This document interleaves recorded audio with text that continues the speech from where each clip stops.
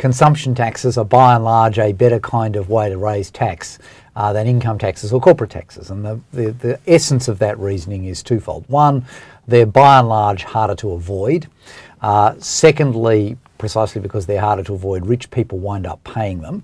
And then thirdly, inherently consumption taxes discourage people from consuming, so they don't distort economic activity too much, whereas income and corporate taxes inherently discourage people from working or investing, and therefore economic activity. So all other things being equal, you'd much rather have a consumption tax like a GST than an income tax, a corporate tax, and many other forms of tax.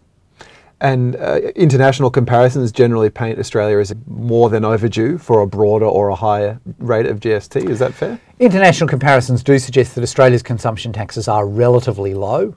And if you look at the raw rates, then 10% is relatively low.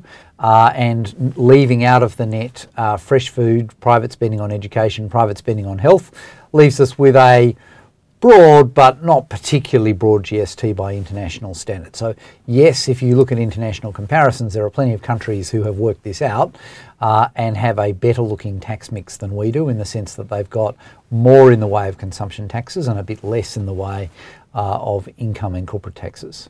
So international comparisons suggested. I mean, how about your research? Is it time that we started to reevaluate our GST? Well, our research has suggested a couple of things. Firstly, that if you do have this kind of switch away from income taxes and corporate taxes towards consumption taxes, there's a very large economic dividend you get out of that. If we were to see a substantial shift in Australia, that's probably worth in the order of around $20 billion a year. That is big enough to care. The second thing that's causing substantial issues is that, as we were talking about, Australian government budgets are under substantial pressure. They need, it is very unlikely they're going to fill that hole simply through expenditure cuts.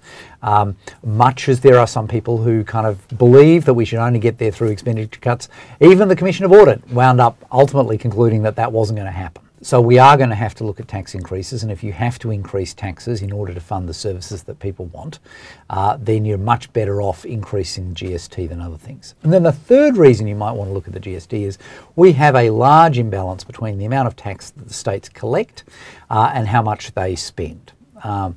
And the GST, of course, is not, very strictly speaking, a state tax. Technically it is, well, and constitutionally it is collected by the Commonwealth Government. But because, at least historically, the arrangement has been that the Commonwealth has passed through every dollar of goods and services tax it collects, at least notionally there's a much better match between the taxes that are either collected directly by the states or marked for them, like the GST, and how much they're spending. Of course. Now, while we're on while we're biting the bullet and trying to raise tax, what else should we be looking at other than just GST? The other thing that people have not probably spent enough time talking about is around property rates. So it's quite conceivable that states could materially increase how much they collect through property rates. Maybe you call it a state services levy, and collect that to gradually increase how much they're collecting through property rates to match the gradual increase in health expenditure. Now, there's a reason why economists love property taxes, and that's because they're extremely cheap to collect, they're extremely difficult to avoid. It doesn't matter how you structure your affairs, ultimately, if something that you control owns the property, you wind up paying the tax. They are also inherently progressive. Rich people essentially wind up earning a lot more property than poor people.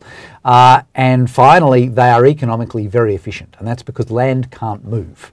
And so they don't distort economic activity at all. Inherently, whoever winds up owning the land winds up paying the tax. So economists like them as taxes for all these reasons, for pretty much all of those reasons. By and large, populations aren't so keen on them. But there is a real opportunity to look at that. That's fascinating.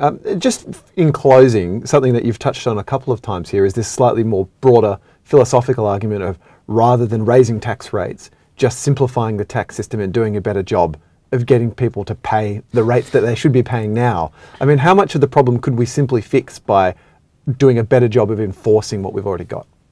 Well, it's not so much enforcing what we've already got. I mean, if you look, for example, at things that people are talking about in terms of international tax gathering, Maybe there's a billion or two in that, but it's probably not a lot more.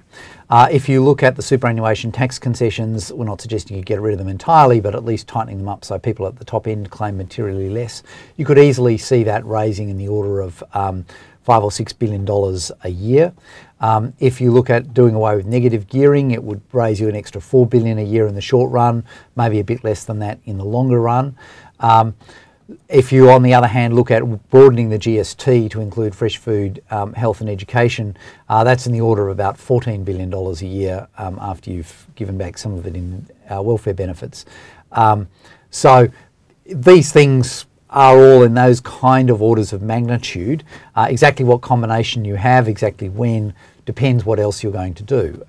Obviously, we collect a huge amount of money in income tax and corporate tax. We collect quite a lot in stamp duty. If you're really going to materially reduce how much we collect in those, you're going to need to look at some of these other measures in order to make up the gap. John Daley, thanks very much. It's been a pleasure. Thank you.